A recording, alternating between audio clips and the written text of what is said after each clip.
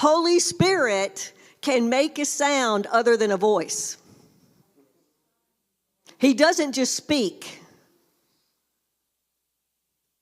He makes a sound, a violent sound. The fact that it's at a violent, I think other translations say a rushing wind.